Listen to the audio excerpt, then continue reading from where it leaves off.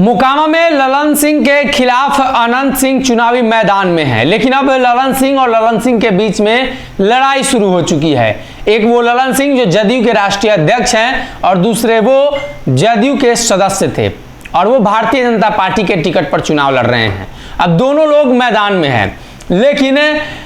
मोकामा की जो लड़ाई है अनंत और ललन के साथ साथ अब ललन सिंह से भारी भिड़ंत होती हुई नजर आ रही है। ये भिड़ंत भी भयंकर होगी, इसलिए कि 3 बाहुबली नेता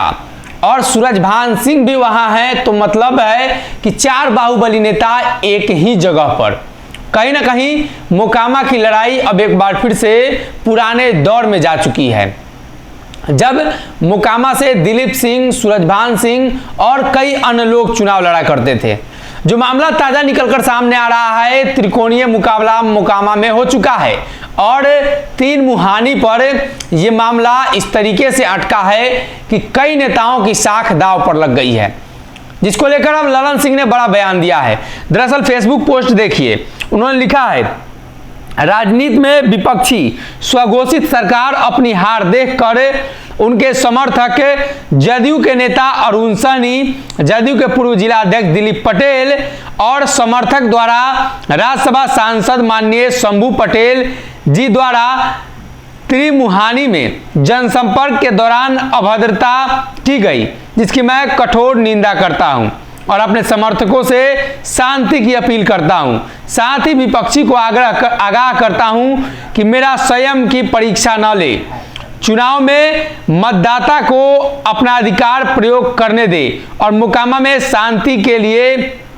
सभी एक होकर कार्य करें। जनता जनार्दन को फैसला करने दे, वही सर्वोपरि है। दरअसल शंभू शरण पटेल जो राज्यसभा सांसद हैं, वो ललन सिंह के पक्ष में चुनाव प्रचार करने उतरे हैं और दूसरी तरफ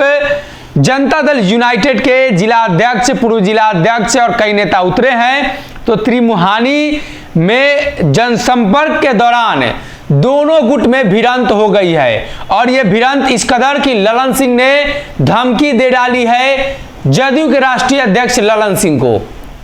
और ये धमकी अनंत सिंह को भी है, तेजस्वी यादव को भी है। यानी भाजपा के जो प्रत्याशी हैं ललन सिंह, उन्होंने धमकी दी है और कहा है कि धैर्य की परीक्षा न ले, मोकामा की जनता को फैसला करने दे। तो ऐसे में मोकामा की जो लड़ाई है वो काफी दिलचस्प होती हुई नजर आ रही है और अब बाहुबली मैदान में है, तो अब जो है वोट की ताकत नहीं,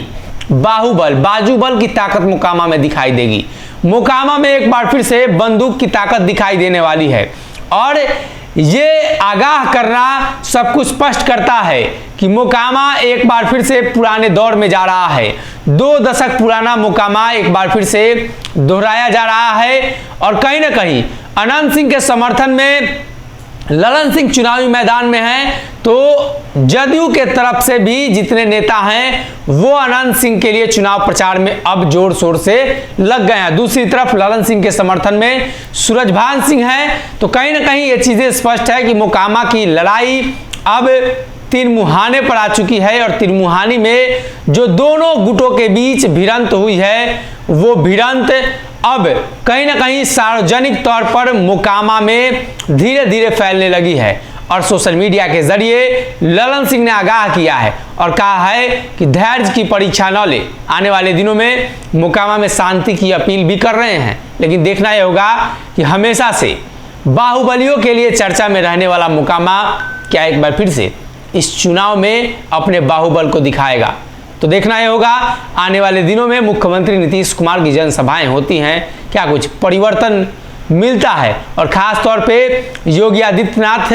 साथ ही भारतीय जनता पार्टी के कई बड़े नेताओं का डेरा डालना भी क्या ललन सिंह के लिए फायदेमंद होगा। अगर ये वीडियो पसंद आई और वह बिहार के राजनीति और बिहारियत से सरोकार रखेनी तो सब्सक्राइब बटन दबा के चैनल के सब्सक्राइब कर ली। ओजे एगो घंटी बा, ओकरा बटन दबा देला से कुल सटीक और मारक खबर रुआ मुफ्त में मिल जाई। अगर रुआ पत्रकारिता के हमनी के नया प्रयोग में सहयोग कर चाहतानी तो ज्वाइन बटन दबा दी। पेटीएम नंबर नोट कर ली 938681